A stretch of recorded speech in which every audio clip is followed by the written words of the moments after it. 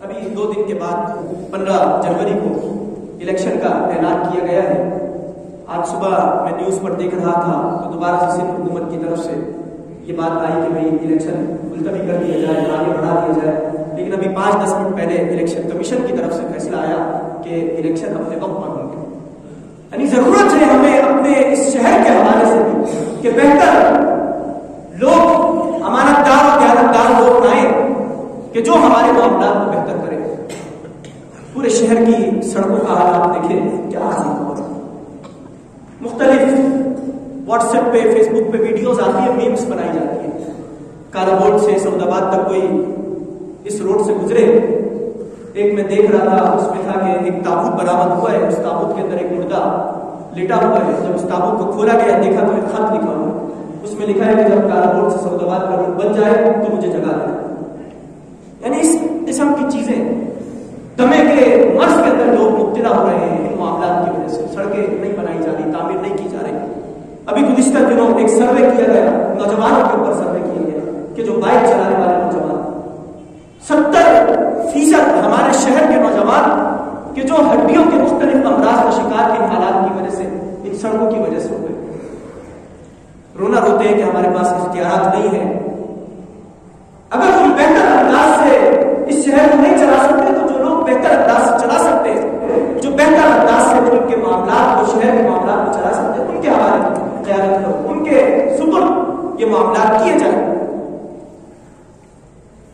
کوئی بھی معاملہ ہو ہمارے شہر کا کہ جسے روشنیوں کا شہر ہم کہتے تھے, آج کھنڈرات کا شہر بنا ہوا ہے. ہم اس شہر کے باسی, اسی شہر کے اندر ہمیں رہنا ہے. آج ہماری مردم شماری کی جاتی ہے تو ہماری تعداد بتائی جاتی ہے کہ 1,60,00,000 لوگ ہم اس شہر کے اندر بسنے والے ہیں.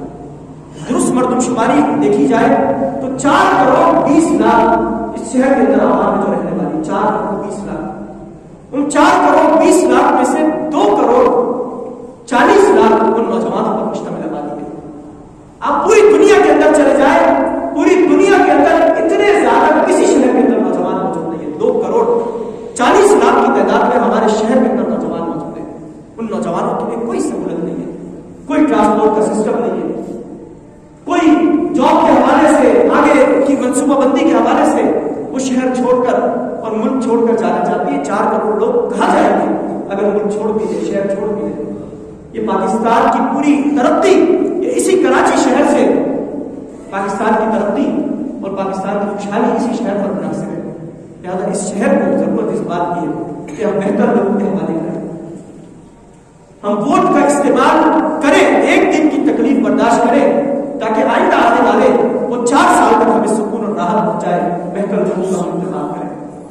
یہ ووٹ کہ جو ایک امانت ہے, اور نبی کریم صلی اللہ علیہ وسلم سے پوچھا گیا کہ یا رسول اللہ قیامت کب قائم ہوگی, تو آپ علیہ السلام نے فرمایا کہ اذا وسد الامر الى غیر اہلہ فانتظر الساعہ, کہ جب تم دیکھو کہ امانتیں اہل امانت کے بجائے کسی اور کے سپرد کی جا رہی ہے. اذا وسد الامر, ملک کے اختیارات, ملک کا قبضہ, بلدیاتی سسٹم, اذا وسد الامر الى غیر اہلہ, نہ اہلوں کے سپرد کی جا رہی ہو, فانتظر الساعہ, تو قیامت کا انتظار. واضح حدیث نبی کریم صلی اللہ علیہ وسلم.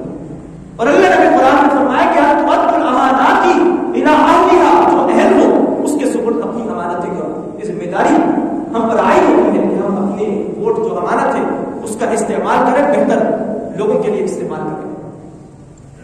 ایک واقعہ میں پڑھ رہا تھا کہ ایک خاتون, اس کا ہاسپٹل گئی, پتہ چلا کہ اس کا انتقال ہو گیا ہے.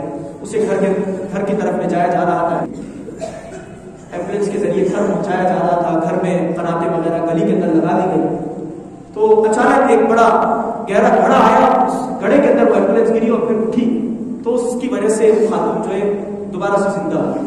یعنی یہ واقعہ ایک حقیقی واقعہ ہے کہ جو قوما کے اندر, گہرے قومے کے اندر جا چکی تھی اور ڈاکٹر سمجھ رہے تھے کہ اس کا انتقال ہو گیا, کم از کم ان سڑکوں کا یہ فائدہ تو ہو رہا ہے دوبارہ سے زندہ ہو کر ہمارے سامنے آئے. یعنی شہری جو معاملات ہیں, پانی دستیاب نہیں ہے, مافیا نے قبضہ کر رکھا ہے, ٹینکر مافیا, ٹینکروں کے اندر پانی بڑی مقدار کے اندر موجود ہے. آپ خریدنے جائیں, اپنے گھر کے ٹینک کو آپ بھروانا چاہیں مل جائے گا پانی, لیکن آپ کے نلوں کے اندر پانی نہیں آتا.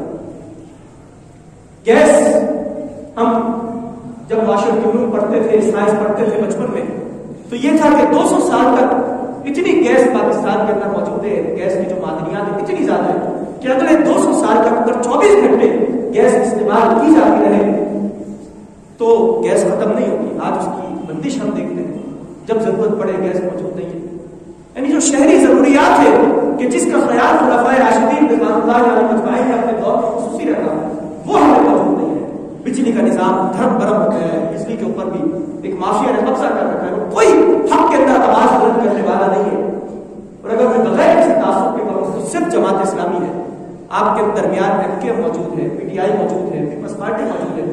نادرا کے معاملات کا مسئلہ کوئی آپ کو نظر نہیں آئے گا، بجلی کے معاملات کا مسئلہ کے الیکٹرک سے مخاطب کرنا کوئی آپ کو نظر نہیں آئے گا، شہر کو اور سڑکوں کو بنانے کا معاملہ کوئی آپ کو نظر نہیں آئے گا سوائے جماعت اسلامی۔ اور حافظ نعیم الرحمان کے جو میئر کا الیکشن لڑ رہے ہیں، آپ بہتر فرق کا انتخاب، ووٹ اپنا دیں، ترازو کا نشان ہے، ترازو کے اوپر مہر لگائیں۔ باقی آپ معاملات بہتر جانتے ہیں کہ کوئی کون ہے، میں بھی اس شہر میں رہنے والا ہوں، آپ بھی اس شہر میں رہنے والے ہیں، ہم سب کو اچھی طرح جاننے والے ہیں۔ لہذا 15 جنوری کو جو الیکشن ہونے والے ہیں اس میں بہتر فرق کا انتخاب